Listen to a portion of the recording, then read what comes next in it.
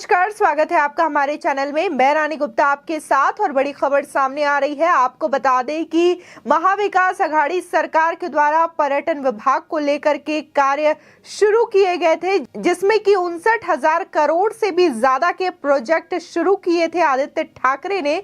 उसको अब शिंदे फडणवीस सरकार ने पलट दिया है। आपको बता दें कि दरअसल ये जो प्रोजेक्ट है उस पर रोक लगा दी गई है देवेंद्र फडणवीस के द्वारा, और इसी के साथ ही देवेंद्र फडणवीस ने ये कहा है कि जितना पैसा उनके पास नहीं था उससे भी ज्यादा की परियोजनाएं, यानी कि 600 परियोजनाएं जो है आदित्य ठाकरे के द्वारा लॉन्च की गई थी, जबकि उन्हें पता था कि अब उनकी सरकार के पास समर्थन नहीं बचा है, सरकार जाने वाली है। इसके बावजूद उन्होंने 600 परियोजनाएं लॉन्च की और इसी के साथ ही देवेंद्र फडणवीस ने यह कहा कि जितने पैसे सरकार के पास नहीं थे उससे भी 5 गुना पैसे उन्होंने बांटे हैं। इसी के साथ ही देवेंद्र फडणवीस ने यह भी कहा कि अगर ये प्रोजेक्ट को बंद नहीं किया जाता तो सरकार बिल्कुल ठप हो जाती, पूरी अर्थव्यवस्था महाराष्ट्र की ठप पड़ जाती, जिसकी वजह से इन प्रोजेक्ट को बंद कर दिया गया है।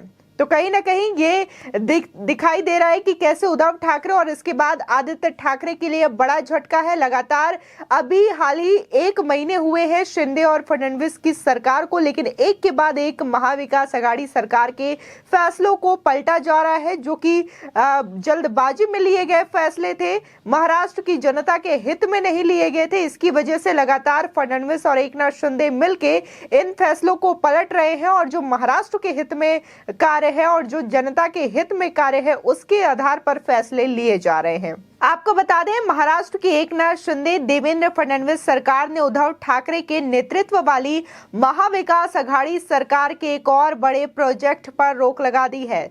सूबे की नवनिर्वाचित सरकार को अस्तित्व में आए 1 महीना हो चुका है और अब तक इस नई सरकार ने महाविकास अघाड़ी सरकार के महाराष्ट्र में आपातकाल पेंशन योजना रोकने समेत कई बड़े फैसलों को पलट दिया है। आपको बता दें कि जानकारी के मुताबिक शिंदे सरकार ने महाराष्ट्र पर्यटन विभाग के 59,610 करोड़ के विकास कार्यों को स्थगित करने का फैसला लिया है। इससे पहले सामाजिक न्याय विभाग के 600 करोड़ रुपए के विकास कार्य, दलित आदिवासी समुदाय के 1200 करोड़ रुपए के शैक्षिक और आर्थिक विकास कार्यों को निलंबित कर दिया गया है। इसी के साथ ही आपको बता दें कि आदित्य ठाकरे की परियोजनाओं की समीक्षा पर महाराष्ट्र के उप मुख्यमंत्री देवेंद्र फडणवीस ने करारा जवाब देते हुए कहा कि अब अगर हम उसे वैसे ही चलने दें तो फिर सरकार का भट्टा बैठ जाएगा, इसलिए सभी की समीक्षा की जा रही है, किसी एक व्यक्ति की नहीं बल्कि ये पूरे व्यवस्था की समीक्षा है। साथ ही उप मुख्यमंत्री ने यह भी कहा कि जब सरकार का समर्थन समाप्त हो गया था तब ऐसे समय में सरकार को 400 परियोजनाएं नहीं निकालनी चाहिए थी, जिसका पैसा नहीं था उससे भी 5 गुना ज्यादा पैसे बांटे गए हैं। आपको बता दें कि महाराष्ट्र में पर्यटन को बढ़ावा देने के लिए महाविकास अघाड़ी सरकार के द्वारा एडवेंचर पर्यटन नीति पेश की गई थी।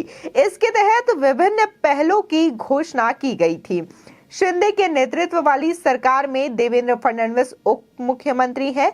शिंदे सरकार की दलील है कि महाविकास अघाड़ी सरकार ने गठबंधन दलों के दबाव और जल्दबाजी में कई गलत निर्णय लिए हैं। आपको बता दें, महाविकास अघाड़ी सरकार के दौरान क्षेत्रीय पर्यटन योजना के तहत 2022-23 में 38,170 करोड़ 71 लाख रुपए के कार्यों को मंजूरी दी गई थी। महाराष्ट्र पर्यटन विकास निगम से संबंधित 21,480 करोड़ रुपए के प्रशासनिक कार्यों को भी हरी झंडी मिली थी, लेकिन नई शिंदे सरकार ने इन दोनों कार्यों को स्थगित करने का फैसला लिया है। इसी के साथ ही बता दें, शिंदे सरकार ने पर्यटन विभाग के 59,610 करोड़ के विकास कार्यों को स्थगित करने का भी फैसला लिया है। इससे पहले सामाजिक न्याय विभाग के 600 करोड़ रुपए के विकास कार्य, दलित आदिवासी समुदाय के 1200 करोड़ रुपए के शैक्षिक और आर्थिक विकास कार्यों को निलंबित कर दिया गया है। इसी के साथ ही आपको बता दें कि राज्य में कोरोना वायरस महामारी की रफ्तार धीमी पड़ने के बाद से पर्यटन को बढ़ावा मिलने लगा है।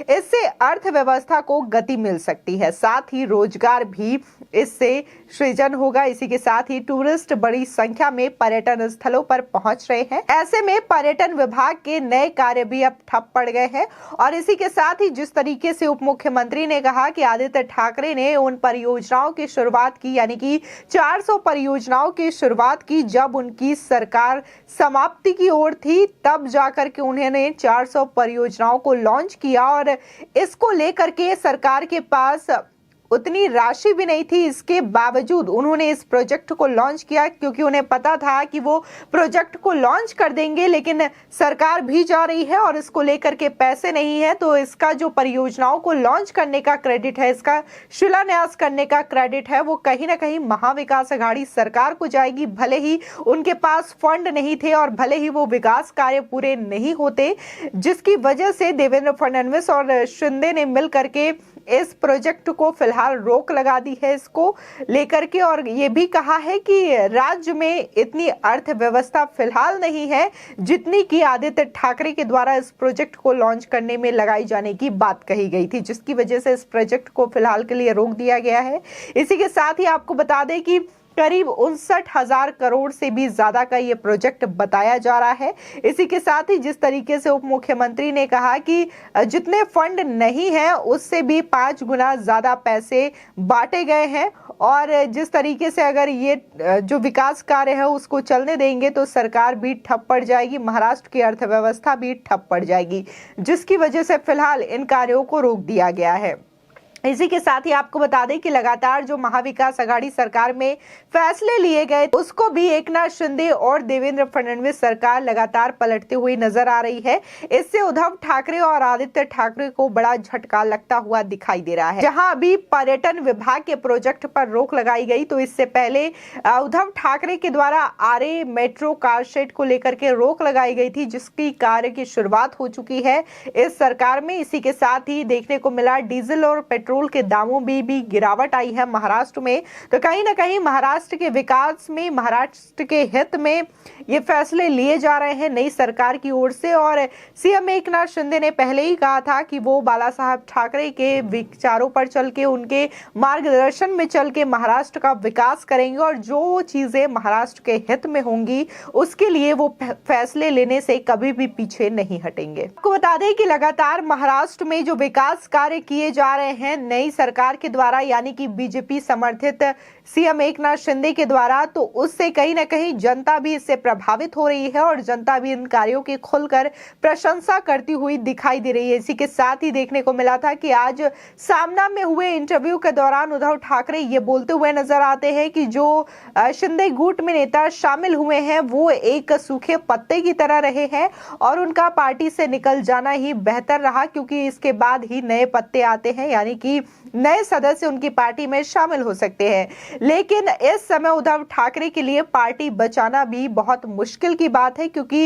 इलेक्शन कमीशन से लेकर के सुप्रीम कोर्ट तक ये मामला है कि आखिर शिवसेना किसकी होगी, उद्धव ठाकरे की या फिर एकनाथ शिंदे की, क्योंकि एकनाथ शिंदे के पास 12 सांसद हैं और इसी के साथ ही 40 विधायक हैं, जो कि ये मजबूत दावा रखते हैं पार्टी को अपना बनाने के लिए। इसी के साथ ही तमाम जो पार्षदों का समर्थन मिल रहा है उससे भी शिंदे गुट की ताकत बढ़ती हुई दिखाई दे रही है, उनके जो आंकड़े हैं वो बढ़ते हुए दिखाई दे रहे हैं। इसी के साथ ही लगातार उद्धव ठाकरे के जो नेता हैं उनमें बगावत देखी जा रही है और वो एकनाथ शिंदे खेमे में जा रहे हैं। इसी के साथ ही एनसीपी में भी बगावत देखने को मिल रही है कि हालांकि एनसीपी एकनाथ शिंदे के साथ नहीं जा रहे हैं, उनके जो विधायक है बीजेपी में शामिल हो रहे हैं, लेकिन कहीं ना कहीं ये दोनों के लिए खतरा वाली बात है, उद्धव ठाकरे और शरद पवार दोनों के लिए, क्योंकि दोनों की पार्टी में बगावत छिड़ चुकी है और एक के बाद एक तमाम जो नेता हैं वो अपना दल बदल रहे हैं, या तो वो एकनाथ शिंदे के खेमे में जा रहे हैं या फिर बीजेपी में ज्वाइन हो रहे हैं। आपकी इस खबर पर क्या राय है हमारे कमेंट सेक्शन में जरूर बताएं। आगे की और भी अपडेट के लिए चैनल को सब्सक्राइब करना ना भूलें।